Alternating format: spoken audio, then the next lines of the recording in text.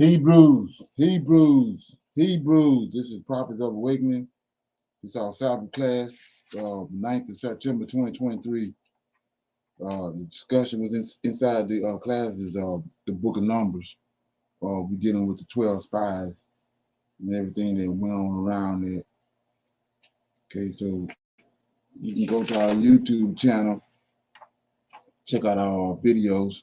We have a lot of videos and a lot of information to connect dots for anyone that's seeking the truth of the Holy Scriptures and want to get a good foundation. If you like what you're hearing and receiving, I'm asking you to like, share, and subscribe to the channel. And for those that are feeling need to support the channel, you can go to our Cash App at the bottom of the screen. Okay. And for those that don't know, this is a non-Messianic channel. We deal with the Tanakh and the Torah. Tanakh being the Old Testament, and the Torah being the first 5 books of the Old Testament that was given to Moses, the law. Okay, shalom and welcome to the channel, and welcome to our Sabbath class. We're going to do our normal, which is a moment of silence, prayer, psalms, do some current events, some need to know information. Then we open it up for some questions and comments, and we'll go into our topic, which is the numbers. We're dealing with 12 spies. Okay, so the moment of silence is for the Lord of hosts. All of these doing to bring about our prophesied deliverance in these last days. Oh Lord, we come before thee on this Sabbath day, thanking you for your mercy and your great power. We appreciate you, O Lord, for your patience and guidance in these last days. Oh Lord, we thank you for awakening us to this great understanding of your word. And for this cause, we honor and respect you greatly. Turn not thy face from us, but allow us in our searching of you to find you, O Lord, and to dwell with you. Peace be unto you. Okay. So with that, we're going to read the Psalms. Okay. Guess I'll read it. Let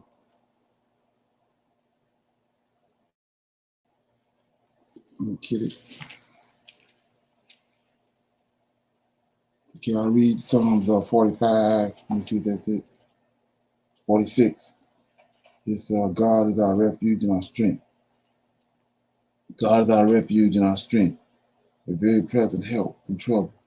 Therefore, will not we fear, though the earth be removed, and though the mountains be carried into the midst of the sea, though the waters thereof roar and be troubled, and though the mountains shake with the swelling thereof, Selah, there is a river, the streams whereof small and make glad the city of God, the holy place of the tabernacle of the Most High. God is in the midst of her. She shall not be moved. God shall help her in that right early. The heathen are raged, the kingdoms were moved. He uttered his voice, and the earth melted. The Lord of hosts is with us. The God of Jacob is our refuge. Come, behold the works of the Lord, and the desolation he hath made in the earth. He maketh wars to cease unto the ends of the earth. He breaketh the bow. He cutteth the spear asunder. He burneth the chariots in fire. Be still and know that I am God. I will be exalted among the heathen, and I will be exalted in the earth. The Lord of hosts is with us. The God of Jacob is our refuge. Selah. Okay, so that was Psalm 46. God is our refuge and our strength. The verse that stuck out to me was 10. You notice this happened at the Red Sea. He says, be still and know that I am God, and I will be exalted among the heathen, and I will be exalted in the earth. Okay. Anybody have any comments on that? Okay, we go to our current events. Okay.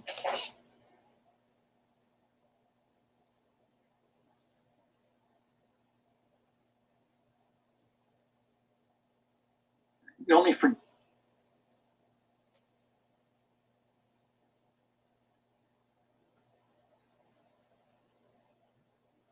Hi everyone, welcome back. Thank you for joining me today. Several days ago, I uploaded a video about new extended oil output cuts that were announced by Saudi Arabia. The cuts were in addition to OPEC Plus cutting its production as well through the end of next year, through the end of 2024. In that video, I explained that back in 2015, Congress effectively authorized sales of crude oil from the United States Strategic Petroleum Reserve. So as the result of that, during these past 8 years, there were multiple drawdowns that slowly but surely resulted in the United States literally depleting its strategic reserve. I won't repeat myself now, but there's much more information on this in the article that I wrote on Substack, as well as in a separate video here on my channel. I will link that too. On my Substack, I shared the names of the bills that were passed by Congress in case you want to look it up. Well, as we speak, there are only days left of supply in the United States Strategic Petroleum Reserve. To be exact, our country has 46 days worth of crude oil supply in its reserves. And here's proof. The report was published by Bank of America. As you can see here, American oil reserves just hit record lows, while oil prices hit record highs. If this doesn't scare you, let me know what you think about this in the comments below. I would love to hear your thoughts. The United States oil reserves literally collapsed. The reserve is at the lowest level in 41 years since 1982. As global oil producers led by Saudi Arabia and Russia are extending their production cuts, the US, with its vast natural resources and capability to provide its own energy resources, its own oil, the United States is now literally out of oil. According to a recent report published by the International Energy Agency, global oil demand is expected to continue to rise, which naturally will push oil prices even higher. World oil demand is scaling record highs, boosted by strong summer air travel, increased oil use in power generation, and surging Chinese petrochemical activity. Should the United States refill the reserve at the current price? Let me know what you think in the comments. What's really interesting is that we actually delayed plans to restock the emergency reserve. The Energy Department canceled a planned purchase of 6 million barrels for the strategic reserve earlier this year, saying that it wants to secure a good deal for taxpayers. The Biden administration says that it's still committed to refilling the reserve that was drained partially as the result of it releasing a significant amount of oil to stabilize the US market, which was dealing with very high gas prices as the result of production cuts by OPEC and a ban on Russian oil imports. Biden withdrew a total of 180 million barrels from the strategic reserve starting in March of 2022, which brought the stockpile to its lowest level since the 1980s. Here in the United States, using oil reserves is among the few actions that a president can take by himself to try to control inflation. According to the data published by worldoil.com, the Department of Energy is not taking up offers that it got for a potential purchase. The administration did reject offers back in January. Based on the information from those familiar with the plan, the Biden administration stated that it would buy crude when it dropped to around $67 to $72 per barrel. As we see now, that may not even happen in the near future, and then the nation will be forced to buy at much, much higher prices. This is very bad news for us. As I pointed out in my weekly article, oil prices are surging. As the result, the national average gas price is $3.80, nearly a 362% increase in just 3 years. Will it go up even more? Most likely, since we don't have anything to fall back on to help us stabilize the US market, and now the gas prices are in the hands of OPEC Plus members who are clearly set on maintaining them relatively high. In the news today, there are forecasts and expectations that gas prices may spike as much as $1 or more in some states. For example, gas prices in Minnesota predicted to see a big spike over coming days. Experts estimate gas prices will rise across Oklahoma. Prices usually dip in the fall, so why are Iowa gas prices going up as much as $1? What is the price of gasoline where you live? Let me know in the comments below. Now, a quick reminder to check out one of... Okay, so what's being revealed is they're saying that our oil supply is dwindling. We're down to like 46 days. So that don't look good. Any comments on that?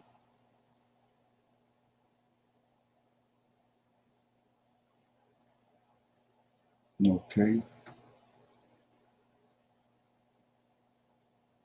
Yeah, after what we witnessed with the BRICS and all that, and with Africa, and we see our Africa rising. As G20. Now all of a sudden, okay, what's up? Now all of a sudden we see that the African Union is being brought into the G. They're giving them more respect with the African Union. I mean, with the G20 now. Comprises the world's richest and most powerful countries. The G20 is comprised of 19 countries and the EU. However, the only African country that belongs there is South Africa. Reports earlier today said that the G20 would grant membership to the African Union. The African Union was officially launched in 2002 as a successor to the Organization of African Unity. The AU is a continental body comprising 55 member states, with 54 of them in the United Nations. The AU represents 18% of the world's population, occupying over 20% of global land area, 65% of uncultivated arable land, 30% of global mineral resources, 25% of global natural biodiversity, and 45% of global renewable energy potential. However, it always attended the G20 summit as an invited international organization. The membership of the AU is being discussed and could be finalized by Friday, according to a government official from South Africa. They went further to say that there's a possibility that someone might veto the resolution. This is just a rumor because yesterday, an African Union spokeswoman said that the AU has not yet received an invitation to this weekend's G20 summit, at which India and the United States are seeking to integrate the Pan-African organization. The G20 Summit 2023 is scheduled for September 9 and 10 in New Delhi, India. Before now, several G20 members have shown interest in inviting the AU to join the group. At the end of August, Indian Prime Minister Narendra Modi expressed his wish for the AU to become a member of the G20, which currently counts only one African country, South Africa. However, some Indian sources said that the AU's membership will only be finalized next year when Brazil takes over the presidency of the G20 from India. India has been pushing for the AU to join as part of its commitment to be the voice of the global South. In December, US President Joe Biden had already expressed his wish for the AU to join the G20 as a permanent member, assuring that it's going to happen. We look forward to warmly welcoming the African Union as a permanent member of the G20, said White House National Security Advisor Jake Sullivan on Tuesday, adding, "We believe the voice of the African Union will make the G20 stronger." Countries including Germany, Brazil, South Africa, and Canada have also voiced support for African Union membership. Reports show that Moscow was among the first to support the relevant application, which sought to elevate the African Union's status from observer to full member, and was submitted in 2022 by Macky Sall, the president of Senegal and chairman of the African Union. Russian President Vladimir Putin also publicly supported the Union's bid at the Russia-Africa Summit held in St. Petersburg at the end of July 2023. Meanwhile, Nigeria, Africa's most populous country, will attend the G20 summit in New Delhi next weekend and is is considering applying to become a member of this group of countries. President Bola Ahmed Tinubu, who took office in May, intends to attend the summit in India, where trade, the global economy, climate change, and the war in Ukraine will be on the agenda. He will also hold talks to attract more foreign investments to Nigeria. Bola Tinubu will be attending the 18th G20 summit at the invitation of Indian Prime Minister Narendra Modi. He will also take part in a roundtable discussion with Indian and Nigerian business leaders and industrialists, although there's an ongoing strike in Nigeria where government workers are protesting over the rising costs of living worsened by the removal of petrol subsidies. China's President Xi Jinping is visiting a flood-stricken area in northeast China and will miss the summit. Analysts think that Xi Jinping's absence shows a shifting focus on China's foreign policy agenda, which prioritizes engagement with developing countries. Also, Russia's president will not attend the G20 summit for obvious reasons. Do you think that the US and the EU will take advantage of Russia and China's absence to rebuild their relations with African countries that attend the G20 summit? Okay. Any comments on that? So all of a sudden now these African nations starting to get a little respect. Now they want to invite them to get them a seat at the table with the G20. Any comments? Okay. Got some need to know. Shalom. Okay. My comment is that they also know what's going to happen. So Biden and them is trying to get ahead of the ball, in front of it for that disaster to come about. So by them Okay. doing that, Russia, my whole thing is that because they're still doing trades with United States, each one of the countries that are with BRICS are still doing trades with the United States. So they haven't cut anyone off yet. So that's I'm assuming that it's going to be in the works, but what's going to happen when they just stop all those cargoes coming in? These are billions and billions of dollars are still out there on the waters coming to United States. In other countries are still trading in. So the trade part of this whole getting together and breaking away has me thinking what's going to happen. Okay, yeah, well, this need to know information kind of touch on what you're just talking about. You play that. Are marching closer to war. And while images of a destroyed Ukraine are fresh in all our minds, let's be clear. It's highly unlikely the US and China will be involved in this type of military conflict. China and the US are too smart for this type of escalation. Instead, a different type of battle has already begun, and it's being conducted in research laboratories and behind computer screens. Artificial intelligence is changing the world as we know it, but here is something you don't know. AI could give those who master it an economic and military edge in future geopolitical contests. Jake Sullivan, Biden's national security advisor, recently stated, "Fundamentally, we believe that a select few technologies are set to play an outsized importance over the coming decade, with artificial intelligence near the top of that list." The real battle between the US and China is over AI development, and whoever wins this battle will win the war. In today's video, I'm going to break down the AI advantages that both the United States and China have and see which country is most likely to come out on top. Make sure you stay tuned to the end of today's video, as I'll show you a direct way that you can also get involved and benefit from the AI industry. Did you know that you could get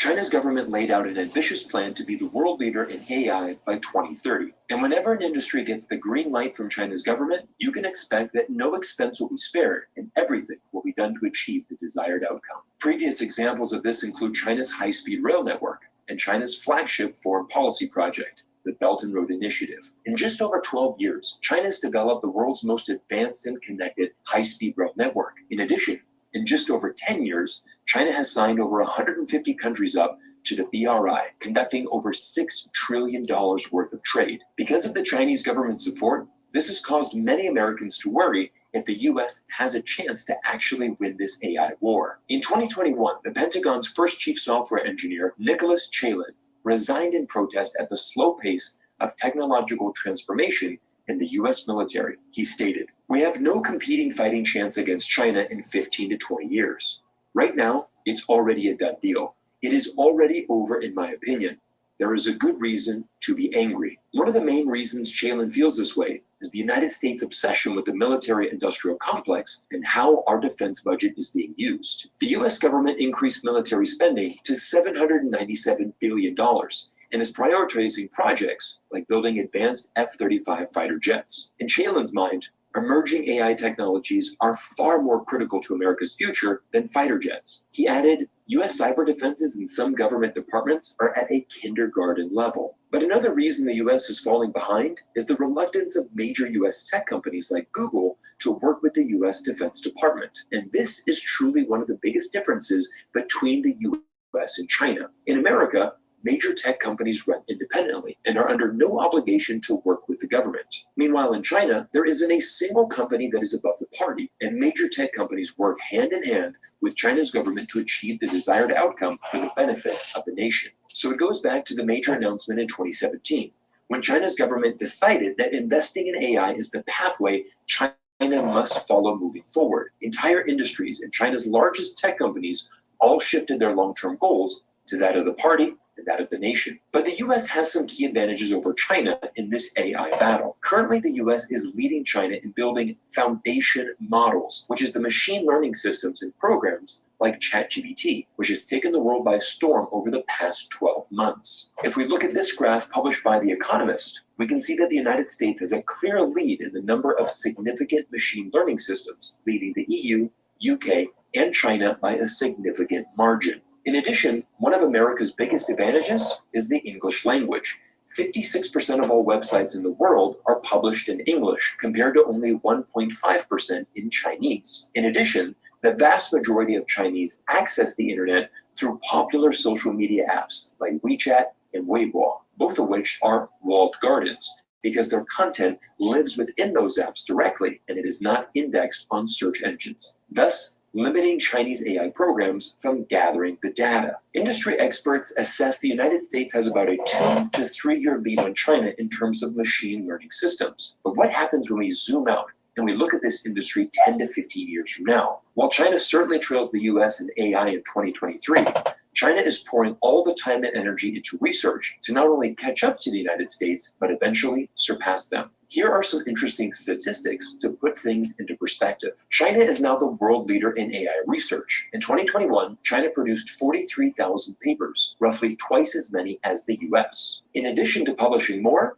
China also leads the US in terms of quality. In 2021, Chinese publications were cited in AI research 70% more frequently than their American counterparts. 9 of the world's top 10 institutions by volume of AI publications are Chinese, and the top 5 labs working on computer vision are all Chinese. But China also has another advantage that is detailed more clearly in this groundbreaking research paper from McKinsey. Published last year, the paper concludes the next frontier for AI in China could add $600 billion to its economy. To give everyone some perspective on just how massive that number is, the GDP of Shanghai, China's most populous city of 28 million people, was roughly $680 billion. So investing in AI can certainly produce robust profits for the future of China's economy. And here is where things get very interesting for China's tech companies. Like I mentioned at the start of the video, each tech company is required to follow the guidelines of the Chinese government, and the government is allowing each of these Chinese tech companies to develop their own vertical of AI tech. Let me give you some examples. What is the real story of January 6th? Many people have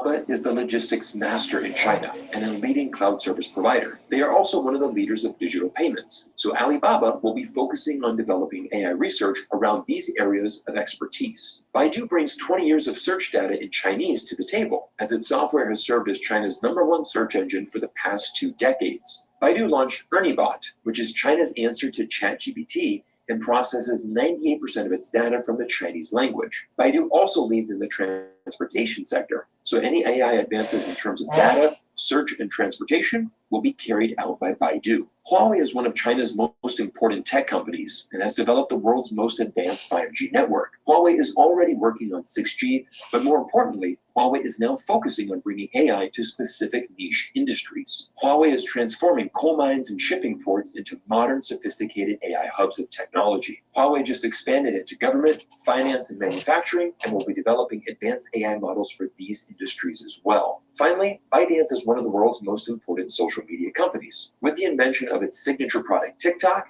it has completely changed social media around the world. ByteDance has a lot of data and video, and will focus their AI efforts to advance these specific verticals. So again, this is where we see a fundamental difference between the US and China.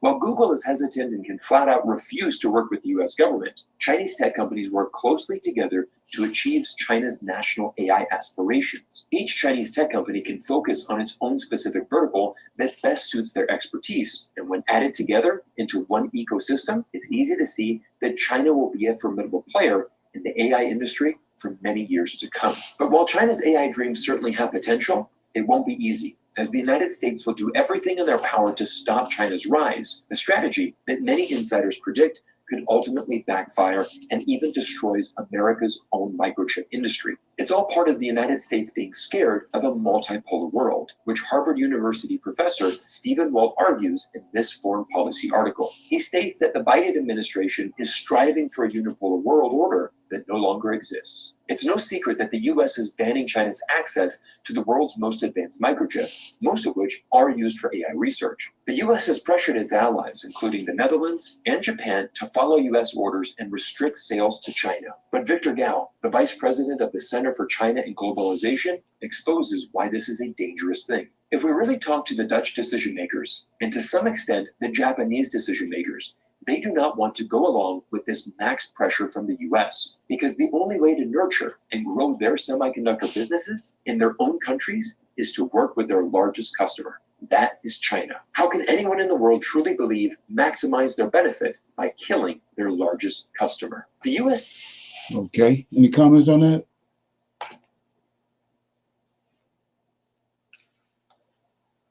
Okay, yeah, so it says not. Okay. I can see where we're thinking about how they can cut off the U.S. because they're leading in the tech world, and we all about tech right now, so they can cut us off. Right, like you said, it was not you're not going to see a war like in the old times. The war now is going on with this AI and with the like the Voting Better Initiative and stuff like that is where they trying to where the wars are happening there behind the scenes, even with the coups and stuff that's going on in Africa. Those are the things that's going to either send China over the top or it's going to topple. And I can't see it going down. So that's America just swinging by a limb trying to cut it off. And it ain't working. Yeah. So with that being said, we're gonna open it up for some Q&A. Anybody have any questions from last night or during the week in their research? They want to ask a question or make a comment.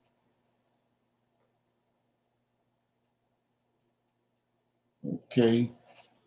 So with that being said, we'll go ahead and go into the topic, which is dealing with Numbers, and I'm starting at verse chapter 13, dealing with the 12 spies. I'm gonna read that and break it down. Okay. So what I do first is I set the stage because of what happened. What we had is Israel been delivered out of the land of Egypt, and now they they left Egypt, and the Egyptian army and the Pharaoh have been destroyed in the Red Sea, and Israel is on its way to fulfill the prophecy that was given to their forefathers by Abraham, Isaac, and Jacob, for that he's going to give them a land of flowing with milk and honey. But he first have to give them the law and all that, and he has to purge out all the rebels. So we're going to pick it up in Numbers chapter 13. Okay.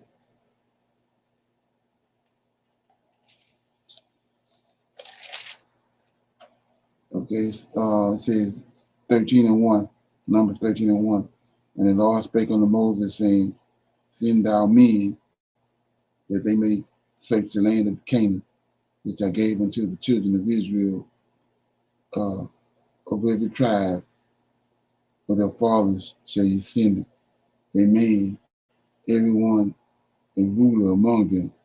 And Moses, by the commandments of the Lord, sent them from the wilderness of Paran, and those men were heads of the tribes of Israel. And these were the names of the tribe of Reuben. Shema, the son of Zechar, and of the tribe of Simeon, Shaphat, I can't say his name, son of Hori, one of the tribes of Judah, Caleb, the son of Jupiter, one of the tribe of Issachar, Egal, son of Joseph, of the tribe of Ephraim, Oshai, the son of Nun, and the tribe of Benjamin, Palet, the son of Riphu, of the tribe of Zebulun, Gadiel, son of Sadi, of the tribe of Joseph, mainly of the tribe of Manasseh, Gadi, son of Susi, of the tribe of Dan, Amiel, son of Gemali, of the tribe of Asher, Sithor, the son of Michael, of the tribe of Naphtali, Nebat, son of Gasi, of the tribe of Gad, Gaul, son of Machi. Okay, so that these are the names of the men which Moses sent to spy out the land. And Moses called Oshai, the son of Nun, Jashum, and Moses sent them to spy out the land of Canaan. And unto them, get ye up this way southward, and go up to the mountains, and see the land, what it is, okay, and the people that dwell therein, whether it be strong, weak, or few or many.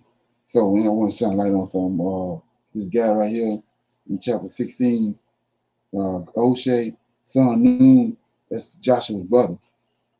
Joshua is son of Nun. Same dad as Joshua's brother. I don't think a lot of people don't know that, but it says, let me get it again. It says,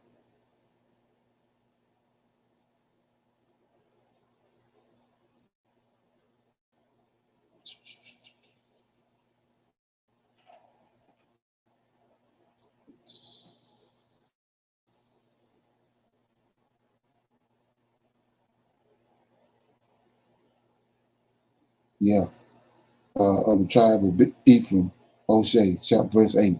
Oshai, the son of Nun, that's where Joshua from, tribe of from Ephraim. So this is his brother.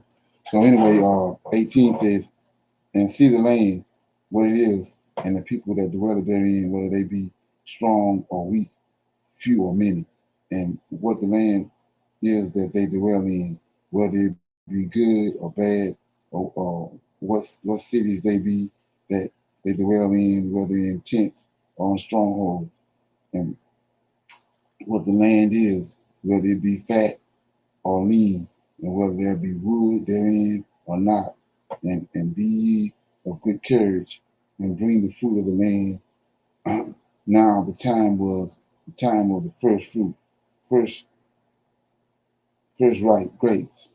So they went up and searched the land from the wilderness of Zin to Rehab, as men came to Hamath, and they ascended by the south and came unto Hebron, where Ahiman, Shimsha, Tamar, and the children of Anak were. Now Hebron was built 7 years before Zoan in Egypt.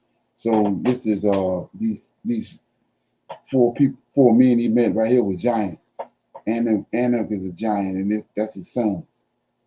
23 says, and they came unto the brook of Eshcol, and that's another giant, and cut down from thence a branch with one cluster of grapes, and they bore it between two upon a staff, and they brought the pomegranates and the figs, and the place was called the brook of Eshcol because of the clusters of grapes which the children of Israel cut down from thence, and they returned from the searching of the land after 40 days. So right here, we see right here, not only was it giants there, but the fruit was humongous. They had one cluster of grapes. They had to put them on staves, put them on. Two men had to carry them on between their shoulders to hold it. Just one cluster of grapes. So first thing what that does for me is, you see a lot of stuff in these other books that they hid from us for a long time. And you're thinking that it's exaggerated, but in the book of Adam and Eve, when they was in the garden, it said that he brought figs to them, two big figs. He gave it to them, and so to calm Adam down, because Adam was feeling a certain type of way because they had sinned. So he brought them those two figs.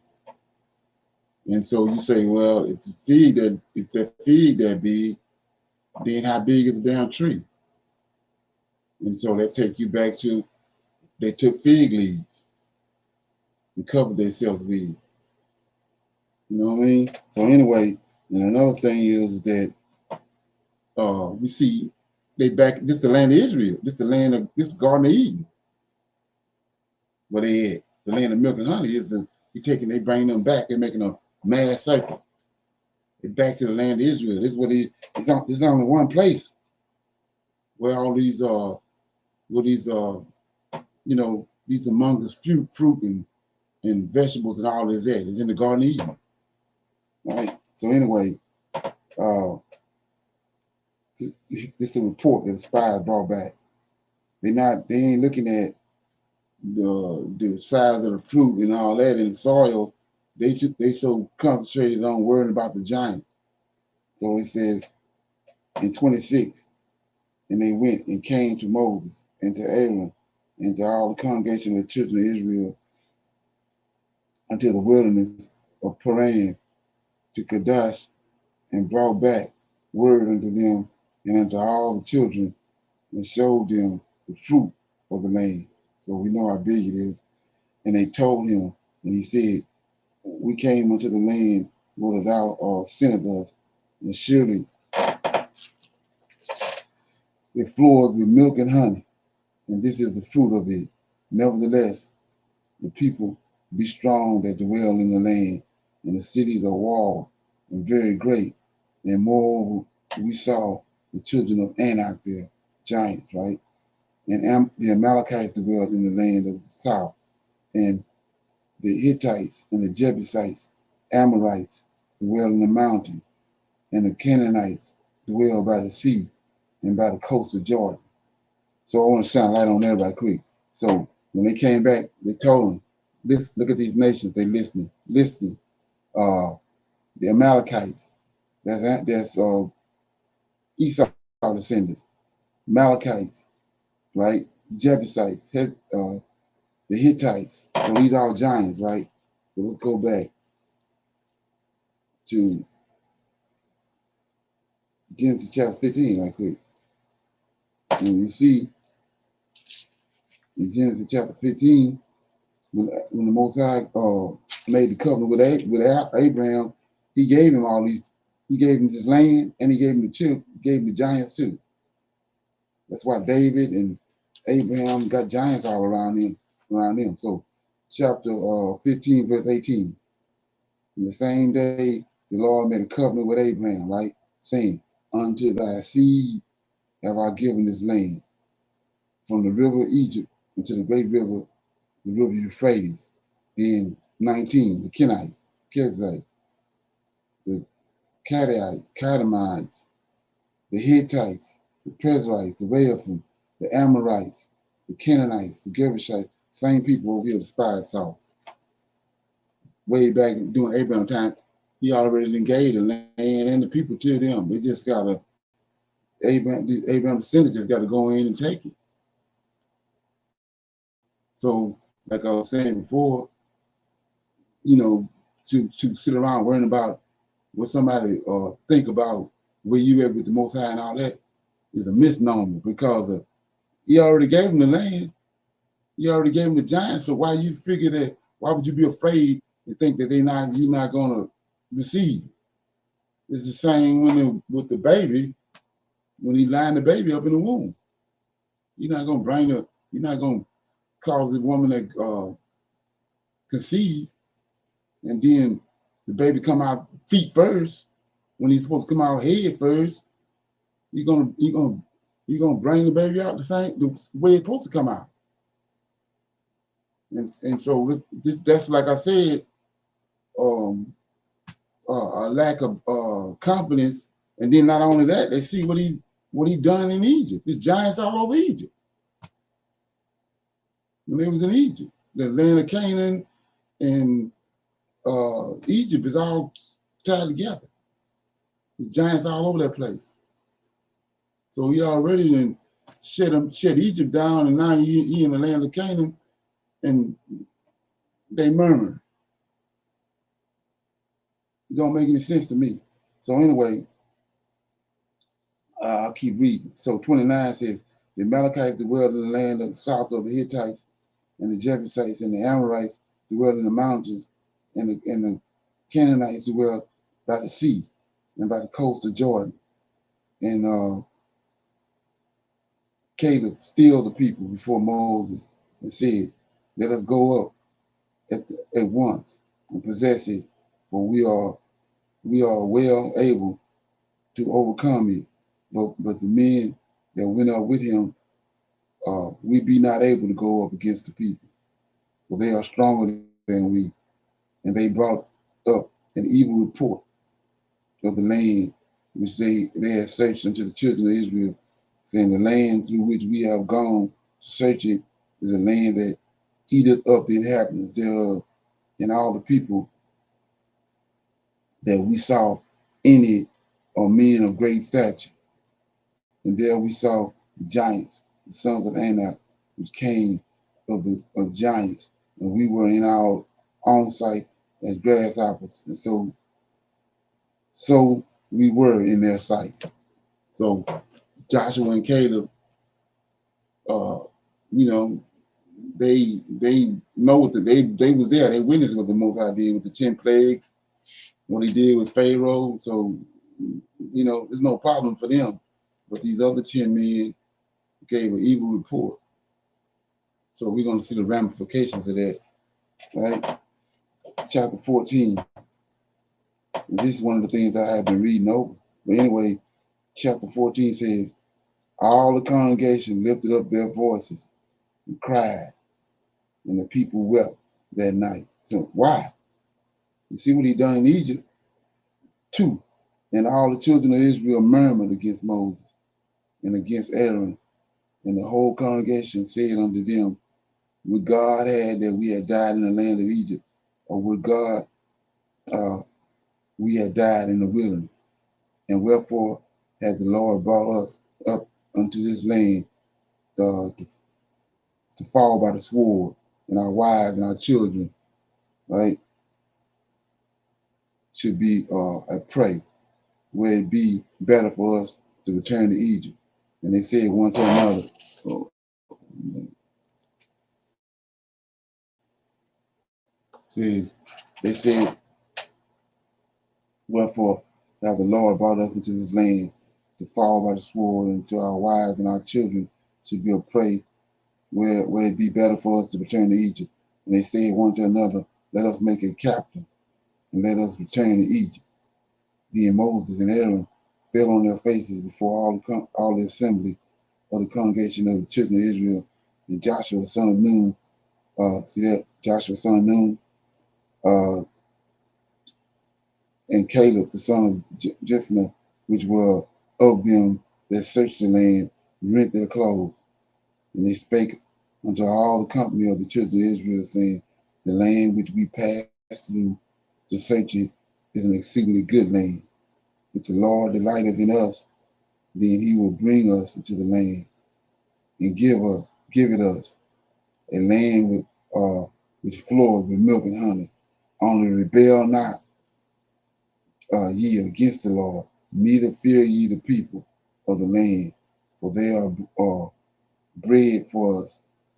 Their defense is departed from them, and the Lord is with us. Fear them not. So let's look at that, what he said, what they said. It says, these giants now, and he says in verse 9, only rebel not against the Lord of hosts, neither fear ye the people of the land. He said, why fear them? For they are bread for us. So they was the whole reason they there is for the Israelites. So he said, what are you talking about? Well, look at the 33 giants that was with David. That's what David is doing, all the exploits that he's doing, and conquering all these countries that he did, and extended the nation of Israel the way he did. He had these giants with him, 33 of them. Let's look at it. I'm in 2 Samuel real quick. Like I say, a lot of people don't know this stuff. So yeah, you go to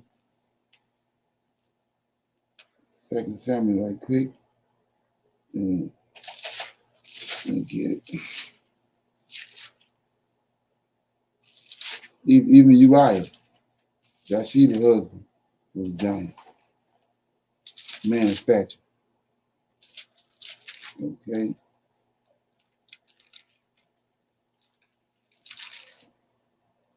I'm in 2 Samuel 23 and 8.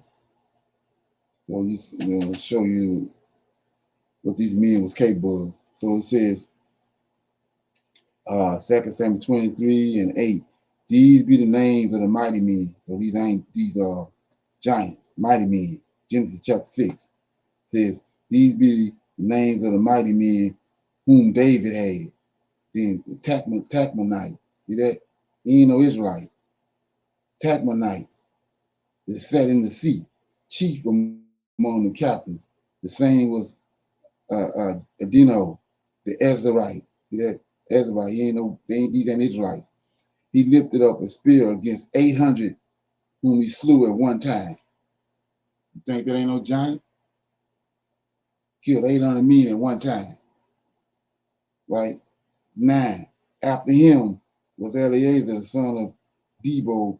I'm not saying his names right, but see, ain't no Israelite. One of the three mighty men with David, when they fought the Philistines that were gathered together to battle, and the men of Israel were gone away.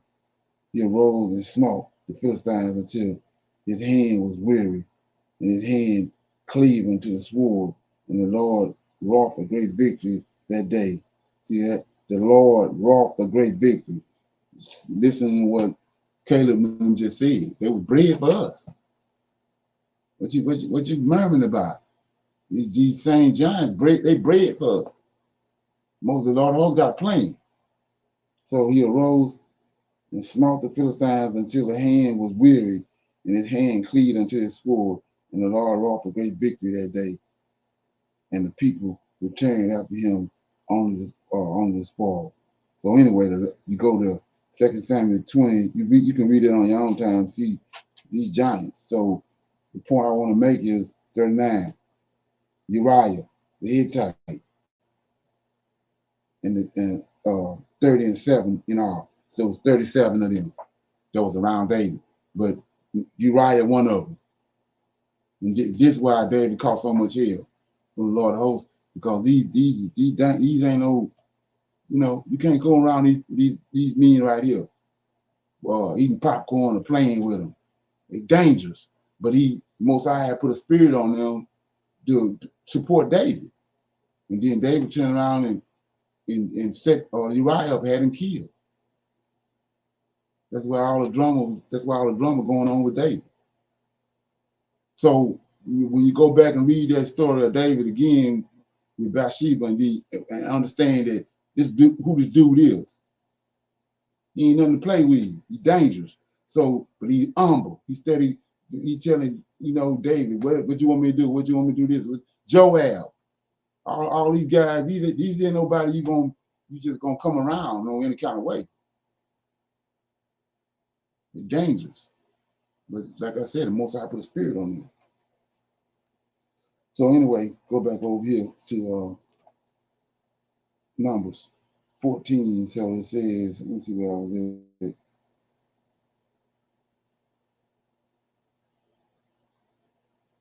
Yeah, 4. And they said one to another, let us make a captain and let us return to Egypt. Then Moses and Aaron told us, I read that. 18, yeah, I'm over here in verse 11. It says, and the Lord said unto Moses, let me get to 10, 14 and 10. But all the congregation bade stone them with stones, and the glory of the Lord appeared in the tabernacle. I'm off, man. Let me see where I'm at. Verse 6, Joshua the son of Nun and Caleb, Jephtha, which were of them that searched the land, rent their clothes, and they spake unto all the company of the children of Israel, saying, the land which we were passed through to search it is an exceedingly good land, and the Lord delighted in us. Then he will bring us into the land and give it to us, and the land which floweth with milk and honey. Only rebel not against the Lord, neither fear ye people of the land, for they are bread for us. Their defense is departed from them, and the Lord is with us. Fear them not. But all the congregation bade stone them with stones, and the glory of the Lord appeared in the tabernacle of the congregation before the children of Israel. And the Lord said unto Moses, how long will this people provoke me? And how long will it be ere they believe me for all the signs which I have showed among them? It's talking about the 10 plagues and all that. They still acting like this. And I will smite them with the pestilence and disinherit them, and I will make thee a greater nation and a mightier than they. So what he's saying is he don't need but one man. So he's saying he can wipe all these people out and then get Moses a wife and start a whole nother nation through Moses. That's what he's saying. 12.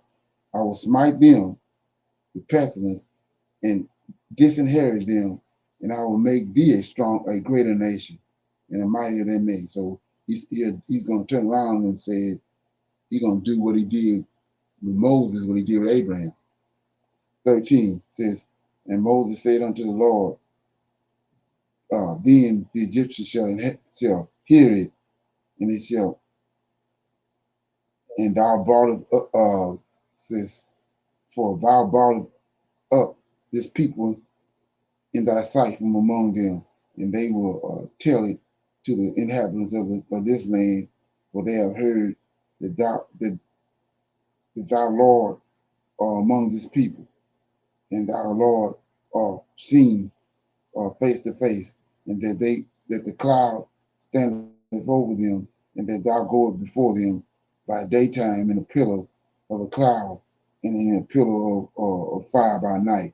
Now, my glasses are all tripping, and I can hardly see this. It says, now, if thou should kill all this people as one man, then the nation which have heard the fame of thee will speak or saying, because the Lord was not able to bring this people into the land which he swore unto them, therefore he have slain them in the wilderness. And now I beseech thee, let the power of my Lord be great, according to thou hast spoken, saying, the Lord is long suffering and of great mercy, forgiving iniquity and transgressions, and by no means clearing the guilty, visiting the iniquity of the fathers upon the children to the third and fourth generation. Pardon, I beseech thee, the iniquity of this people according to the greatness of thy mercy, and as thou hast forgiven this people from Egypt even until now. So, like I say, you have to look at this right here, this conversation right here, because it ain't got nothing to do with what they given us in the New Testament when it comes to the Lord of hosts, and when it comes to JC's supposed to be our Redeemer, and it said that the way they handled him and crucified him. So let's look at it. So he pissed off these people after all he done. In verse 10, chapter 14, he says they want to stone the very men that he used to bring them out of Egypt. They ready to stone him. So right at that moment, he says, the glory of the Lord appeared in the tabernacle, verse 10, Numbers 14 and 10, the tabernacle of the congregation before all the children. So he pissed off. So like I was saying before, go back to them giants. It's the same way you handling them. You can't deal with them in any kind of way. And that's what we ain't getting. So that lets you know how David, what kind of man David was. You can't deal with and it's 37 of them. You can't deal with them in any kind of way. So anyway, so he shows up right when they get ready to stone Moses them. And then the Lord, so he pissed off in verse 11. And the Lord said unto Moses, how long will this people provoke me? See, so he pissed off. So you know what I mean? Who is it in the universe or the planet or on the earth is gonna calm him or can even address him? It's the Lord of hosts. So we'll look at the conversation. How long will his people provoke me? And how long will it be that they err and believe me for all the signs which I have shown among them? So he threw with them. Let's look at what Moses says. Verse 13. And Moses said unto the Lord, see that this ain't Ricky down the street. So he says that Moses said unto the Lord, then the Egyptians shall hear it, for thou brought up this people in thy might from among them, and they will tell it to the inhabitants of the land, for they have heard that thou, the Lord, are among this people, that the Lord are seen face to face, and that thy cloud standeth over them, and that thou goest before them by the daytime in a pillar of a cloud, and in the pillar of fire by night. Now, here you go. Now, if thou should kill all his people as one man, then the nations which have heard thy fame of thee will speak, saying, because the Lord was not able, see that, to bring this people into the land which he swore unto them, therefore he hath slain them in the wilderness. And now I beseech thee, let the power of my Lord be great, according to as thou hast spoken, saying, the Lord is long suffering. See that? We're looking over this. So Moses is, he's able to commune with him. He pissed off. He already got his mind made up. But Moses telling him, he says, the Lord is long suffering, reminding him, the Lord is long suffering great in mercy, forgiving in iniquity and transgressions, and by no means clearing the guilty, visiting iniquity of the fathers upon the children into the third and fourth generation. Pardon. Go back to our Exodus 23 and 20. I sent an angel before you. He will not pardon your transgression. So he's doing his job right here. So Moses said, Moses telling him, pardon, I beseech thee, the iniquity of this people, according to the greatness of thy mercy, and as thou hast forgiven this people from Egypt, even unto now. Well, you got to look at that, okay? He already made his mind up. He ready to get rid of them, start over. So verse 20, and the Lord said, I have pardoned according to thy word, according to Moses' word, what Moses just said. But as truly as I live, all the earth shall be filled with the glory of the Lord, because all these men which have seen my glory and my miracles, which I did in Egypt and in the wilderness, and have tempted me now these 10 times, and I have not hearkened unto my voice. Surely they shall not see the land which I swore unto their fathers, neither shall any of them that provoke me to see it. So, like I was saying now, understanding where we at in prophecy, we getting ready to be in the same predicament. So you see what you capable of doing. So you don't want to come with the same bull crap that they did. We finna end up in the same predicament, in the front, face to face with the Lord of hosts. So he says, 23, surely they shall not see the land which I swore unto their fathers, neither shall any of them that provoke me see it. But my servant Caleb, because he had another spirit with him and have followed me fully, him will I bring into the land whereunto he went, and his seed shall possess it.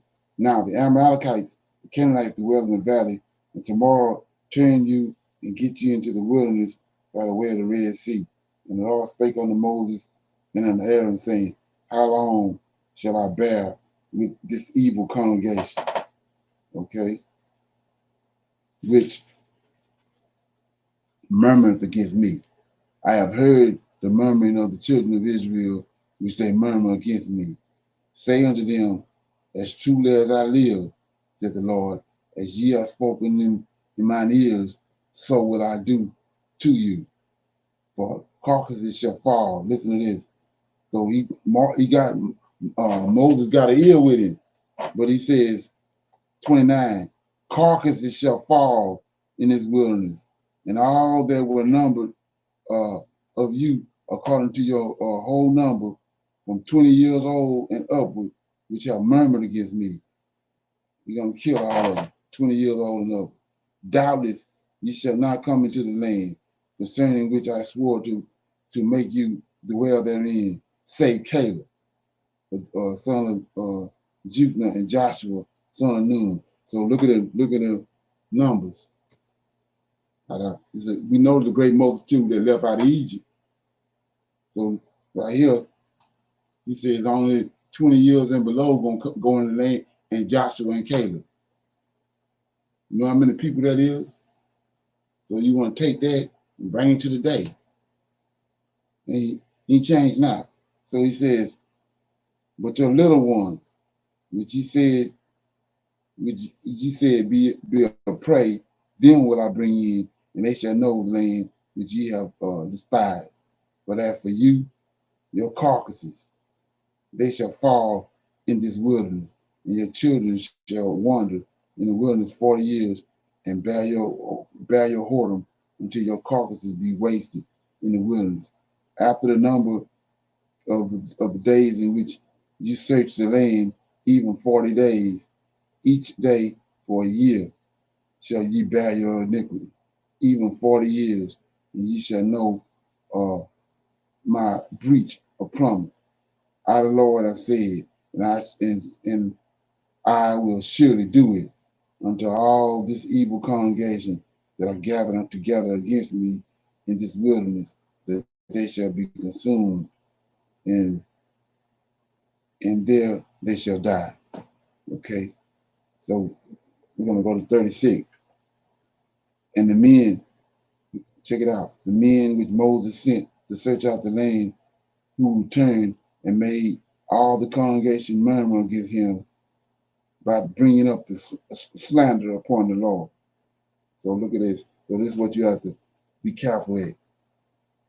You don't want to be slandering the Lord or saying the wrong shit, thinking you right but saying the wrong shit. So 36 says, and the men which Moses sent to search out the land, who returned and made all the congregation to murmur against him by bringing up a slander upon the land, right? 37, even these men that did bring up the evil report upon the land died by the plague before the Lord. Well, right there on the spot. He knocked them off. Okay. But Joshua, and so like I said, because of the curses and because of he said 2,000 years, Jacob's trouble. We not, we haven't dealt with this. Back then, when you messed up, then he dealt with you right then and there. That's where all these flips at the mouth and came in there, because of these 2,000 years, thinking that I got something to say, or I can do this and I can do that. No, when he come back, we're going right back to this. You say the wrong thing before the sun go down, you miss it. So 38, but Joshua the son of Nun and Caleb the son of Jephunneh, which were of the men that went to search out the land, lived still. And Moses told these sayings unto all the children of Israel, and the people mourned greatly. See, now they murmuring, that they went from murmuring in the morning. You don't want to be in that predicament. And they rose up early in the morning and got them up into the top of the mountain, saying, Lo, we be here, and we'll go up unto the place which the Lord hath promised, for we have sinned. And Moses said, wherefore now do you transgress the commandments of the Lord? But it shall not prosper. Go not up, for the Lord is not among you, that ye be not smitten before your enemies. Okay? For the Amalekites and the Canaanites are there before you, and ye shall fall by the sword, because ye turn away from the Lord. Therefore the Lord will not be with you. But they presume to go up unto the hilltop. Nevertheless, the ark of the covenant of the Lord, and Moses departed not out of the camp. Then the Amalekites came down, the Canaanites which dwelled in that hill, and smote them, and discomfited them, even unto Hormah. Okay. Chapter, any comments? That was chapter 14. No comments? Okay. Only chapter 15. As you were reading chapter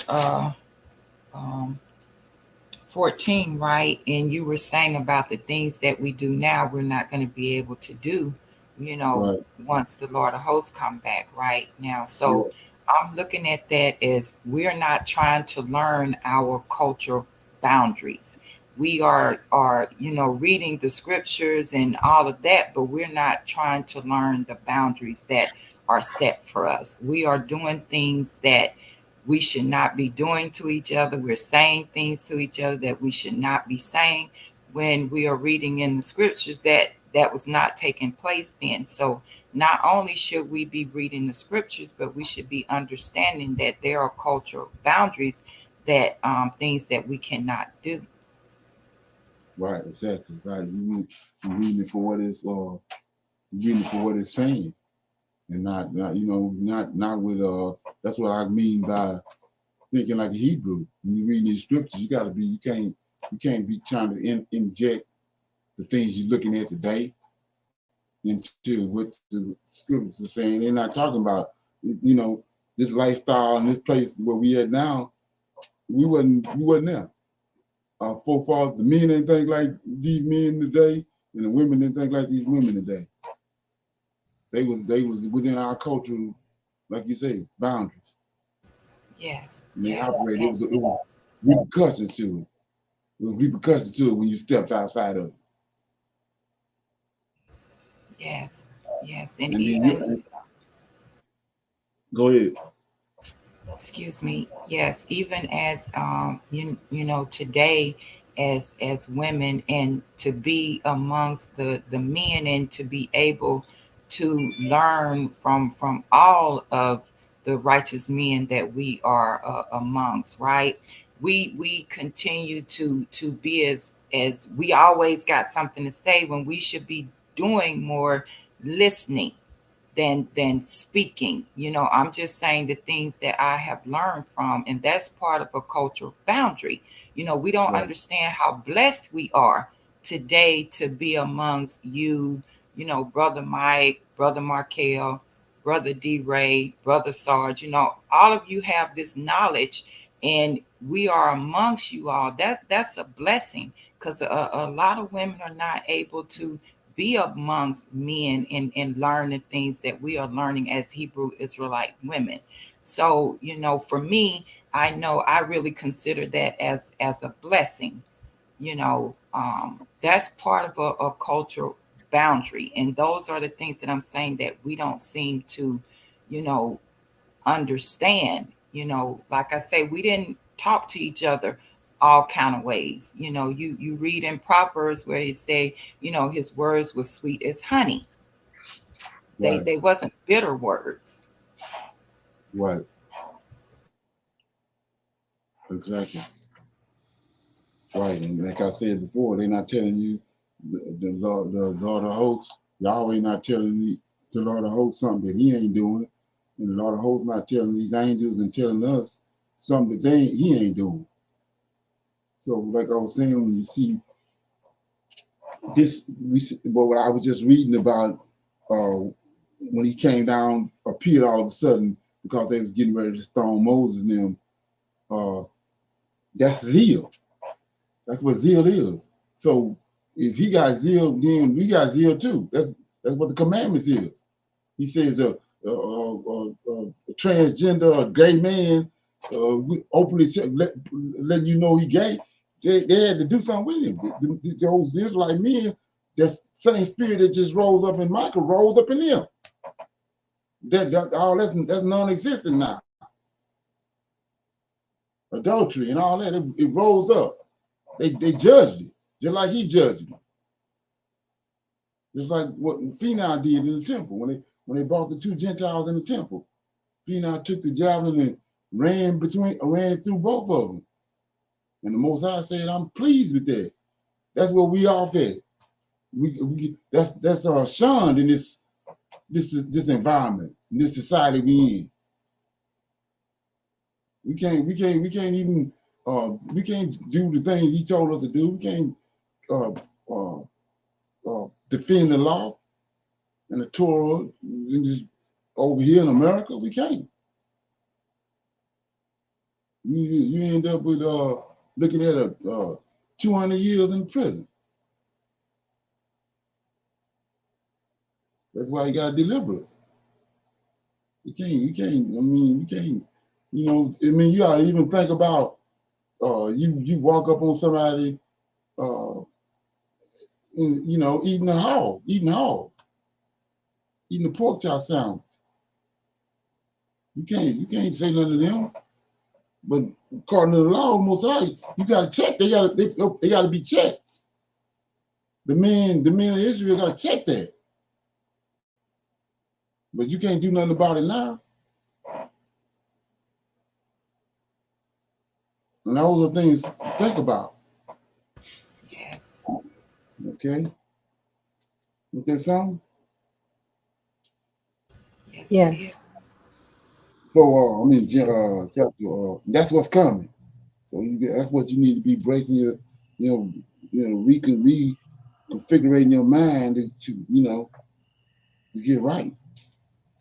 Shalom. So, yeah, I want to say something about chapter 14 as you were reading, and how Moses um, again stood in, stood up to stood in the path and said, you know, he was asking them, asking the Heavenly Father to spare them again. You know, he was wanting them to, um, you know, for everybody to go over. He was saying about their sins, forgive us.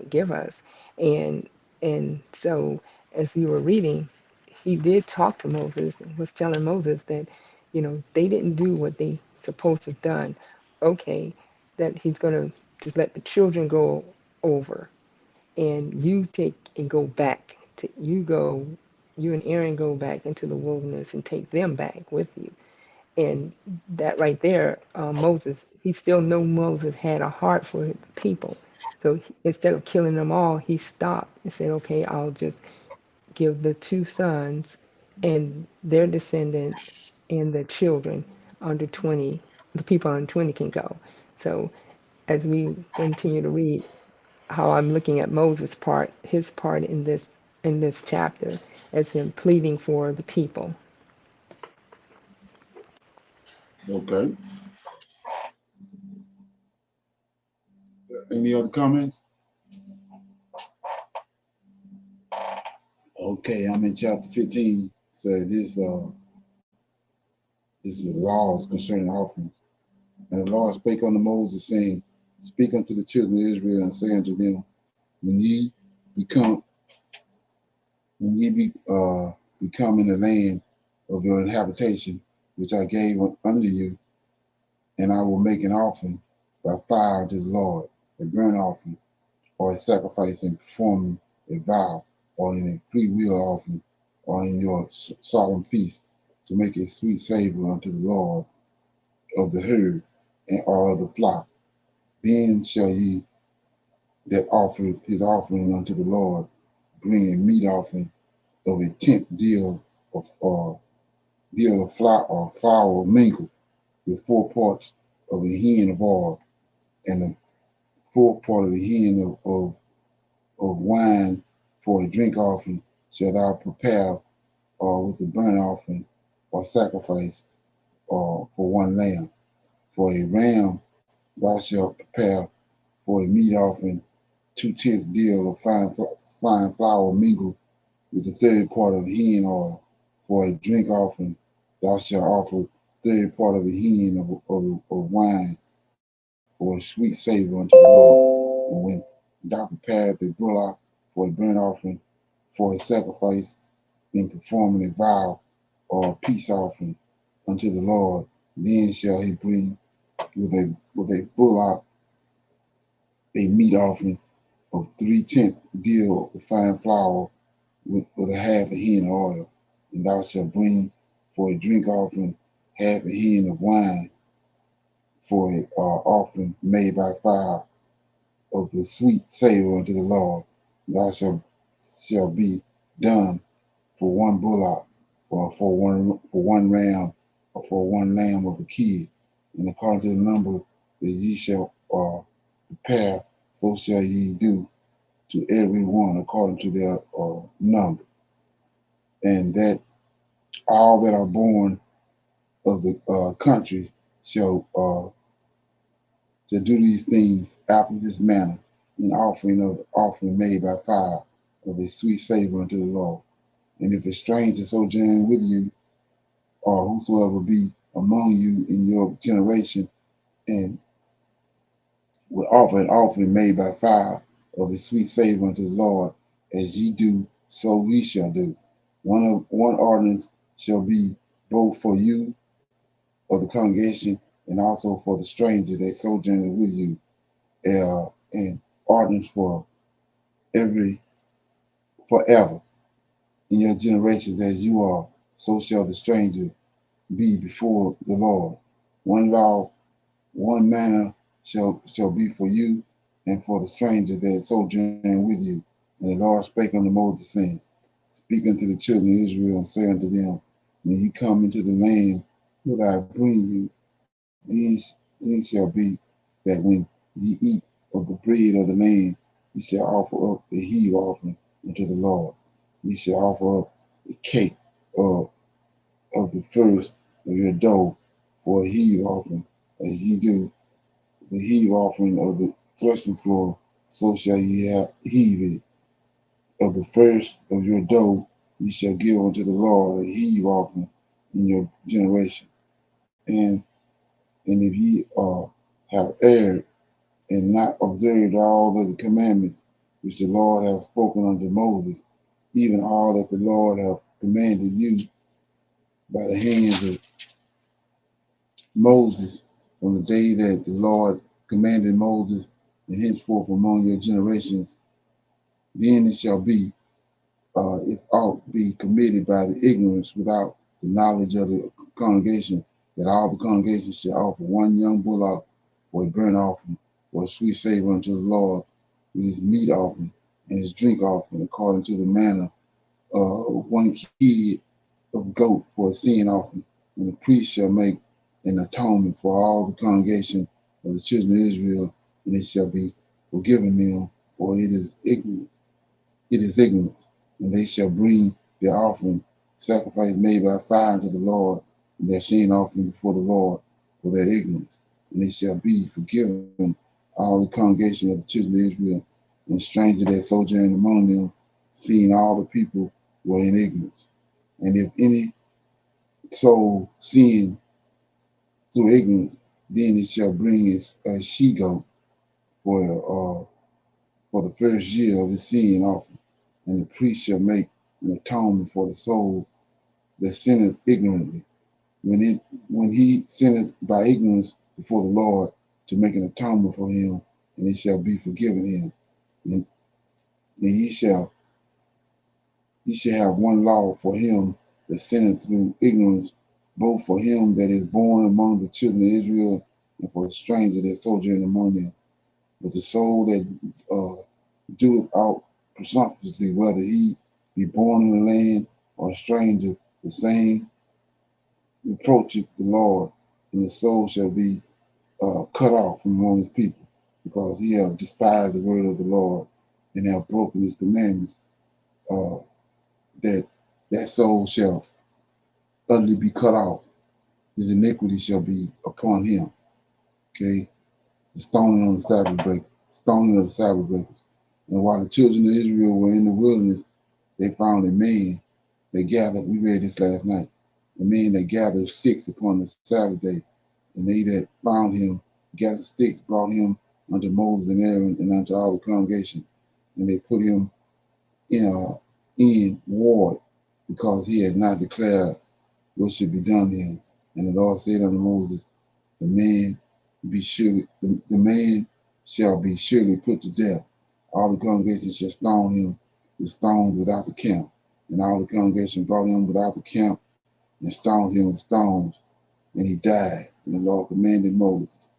And the Lord spake unto Moses, saying, speak unto the children of Israel, bid them that they make them fringes in the borders of their garments throughout their generations, and that they put upon the fringe the borders of a ribbon of blue.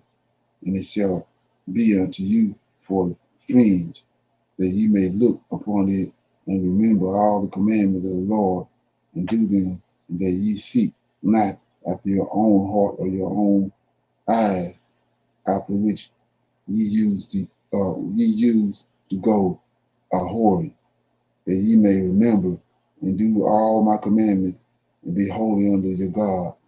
I am the Lord your God, which brought you up out of the land of Egypt, to be your God. I am the Lord your God. So that was Numbers 15. Anybody have any comments?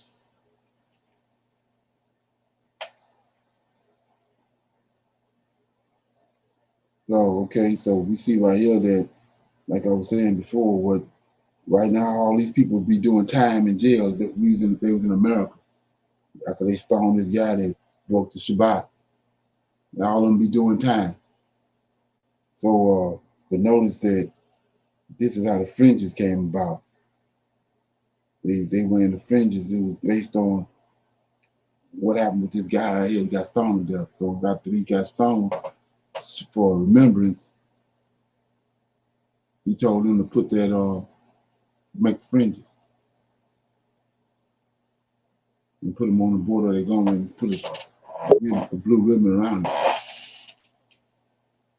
Okay.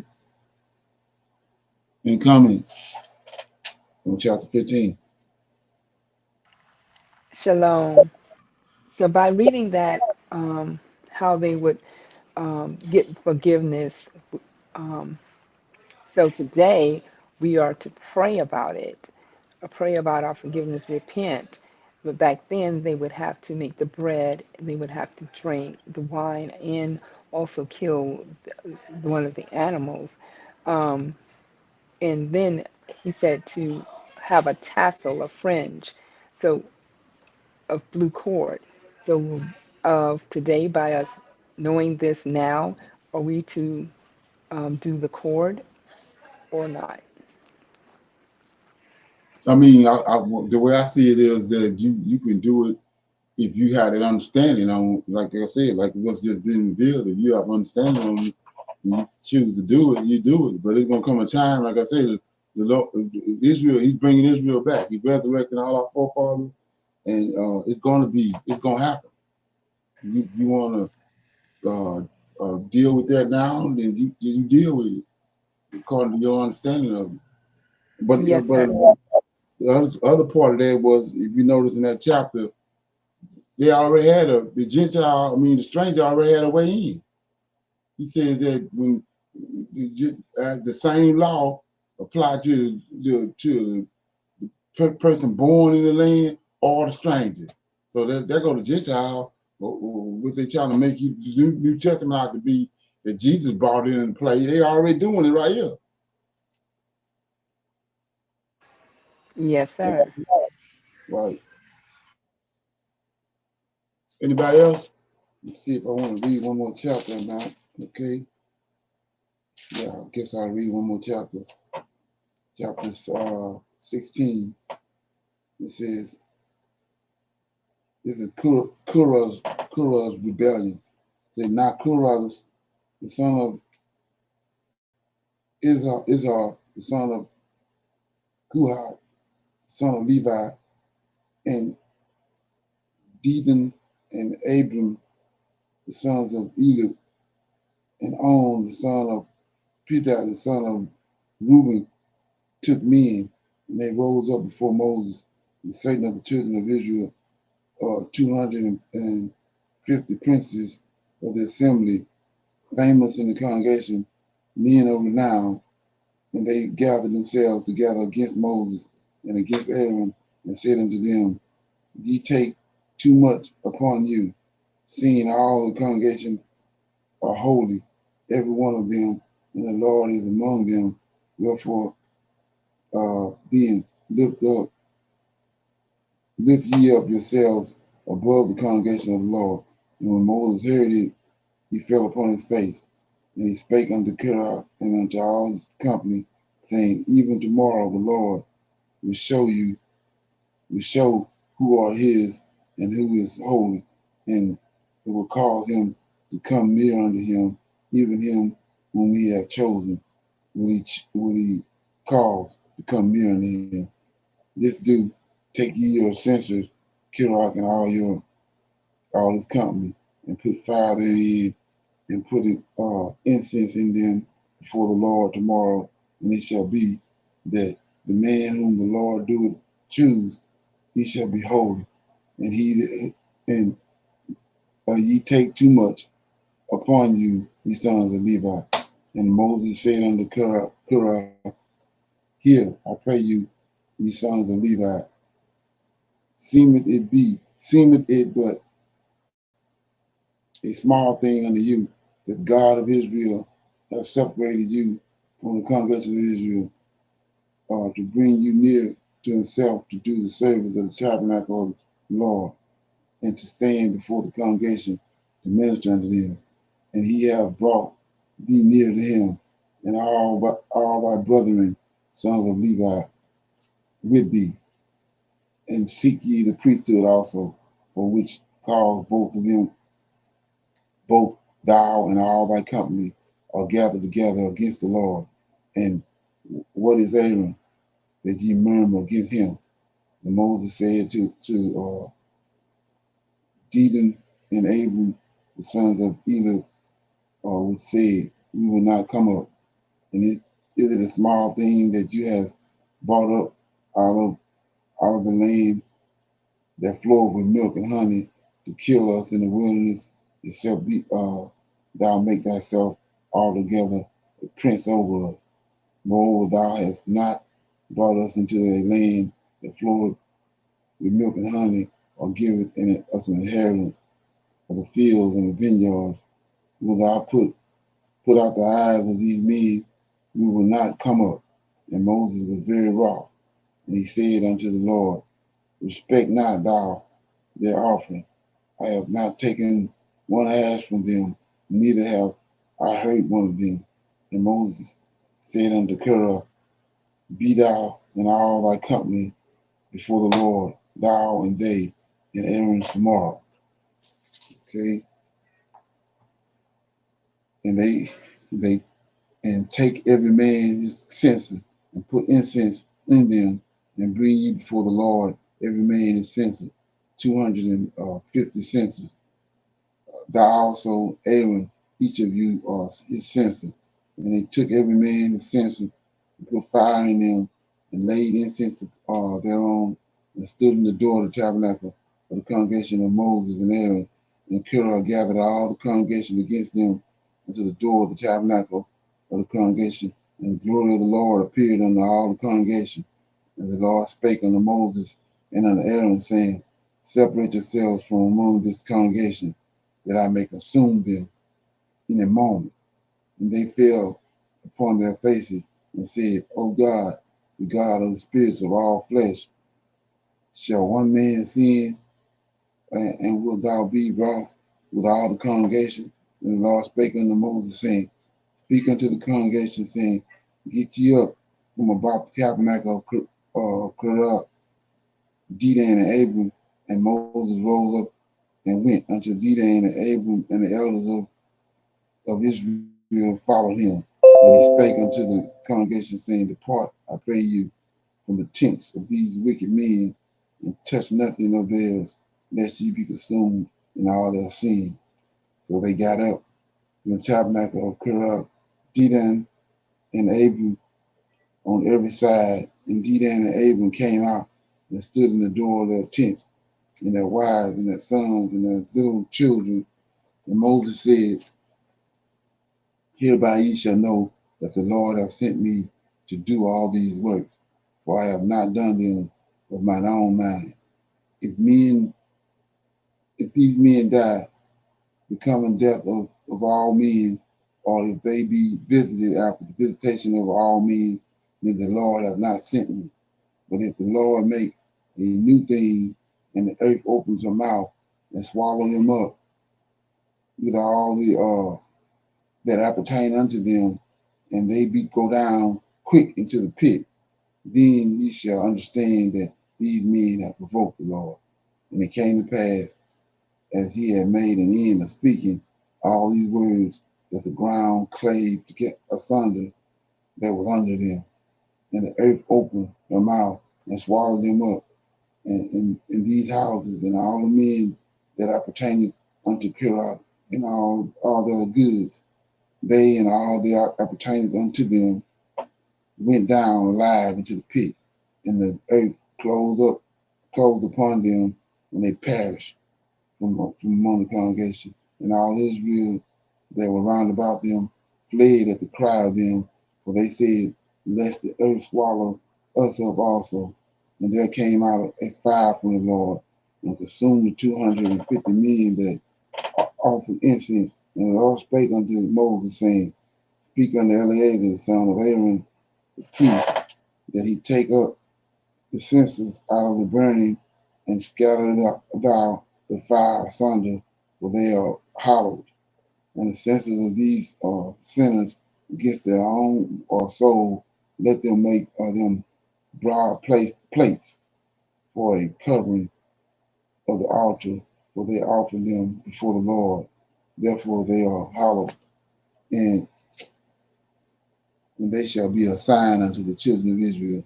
And Eleazar the priest took the brazen censers wherewith they had burnt at offered, and they were made broad plates for the covering of the altar. to be a memorial unto the children of Israel, that no stranger which is not of the seed of Aaron come near to offer incense before the Lord, that he be not as Korah and as his company, as the Lord said to him by the hand of Moses. Okay. But on the morrow, all the congregation of the children of Israel murmured against Moses and against Aaron, saying, Ye have killed the people of the Lord. And it came to pass, when the congregation was gathered against Moses and against Aaron, that they looked toward the tabernacle of the congregation, and behold, the cloud covered it, and the glory of the Lord appeared. Notice how they show up every time they go off.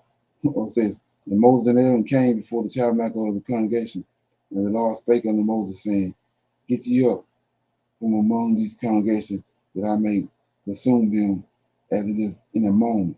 And they fell upon their faces. And Moses said unto Aaron, Take a censer and put fire therein from off the tabernacle, off the altar, and put on incense, and go quickly into the congregation and make an atonement for them. For there is wrath gone out from the Lord.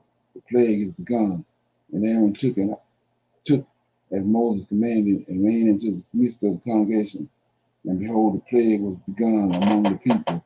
And he put on incense and made an atonement for the people.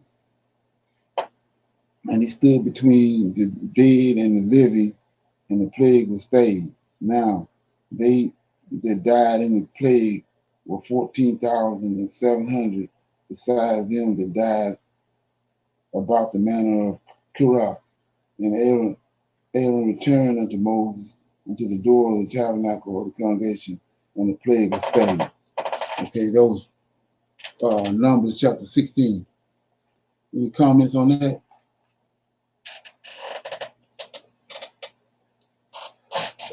Okay. Shalom. So that last part when you talked about he stood between the dead and the living, that when Aaron Moses told him to do that, that stopped the plague, Right. or Cut it. what? Right, cut it off. Okay. All right, thank you. It already started. People was already dying. And when you read that and you understand what leprosy is, I think that was, that was part of it too. Okay. Right. But it's no different than when David, you remember the story when David numbered Israel? Yes, sir. The plague came, he started killing people. David had to, David had to make a sacrifice to stay the plague. Same right there. Yes, sir. Right. Anybody else? Shalom. Yes, Okay. shalom. So when Aaron was doing the burning the incense, and he ran out to try to save the people, then when he stopped it, so many people had died after that, and people still, when he stopped it, there were people had already died, right? Most, Right. yeah. Okay. So now the people that is alive henceforth is the ancestors that um, we're going to be reading about. Some will do right and some will do wrong. Right. That's why we're still in this state here, correct? Right. Right. Okay. Anybody else got anything before we go? Any more comments or questions about something before we Shalom. leave? Okay. I was looking at this YouTube, and we talk and often bring this subject off about getting off the grid kind of thing. Right. It's this guy named Moses West, and some of you all may have heard about him or whatever. He sold a patent to the military, but it was, excuse me, to his whole thing was to bring about free water for when the FEMA isn't coming out, or when they go in certain areas and not in the black communities and stuff, that you could get, we have moisture in the air in our houses where we live, but the moisture that's outside is out there every day, all day. And he, came up with this way to get it freely, and he pumps out like he says anywhere between 1,000 to 2,000 gallons of water uh, in hours, because it's coming from the earth and the Right. sun and in the air. And he got vandalized in his own area where he was trying to help this this black community had a disaster, and he doesn't know who did it, but somebody is constantly trying to stop him, which we know, everything started out free, but then when they start capitalizing away from the backs and taxing and all of that, it's a commodity now, and if you cut that off, then those that are wealthy won't continue to receive, so is he was showing different ways that you can do it in smaller amounts, like get a gallon or whatever to help yourself. And I was gonna look at that website and put it in the chat if anybody wanted to look at it. You put in Moses West technical technology, and it'll come up. Moses West technology. I'll put that in the chat. Thank you. Okay. All right. I think I saw that. I've seen that a couple of videos on that. Okay. Anybody else have anything before we go? Everybody good? Yes, sir. Yes, sir. Okay. Shalom. I'll see everybody this evening at 6 o'clock for our evening Shabbat class. Shalom. All right. Shalom. Shalom, everyone.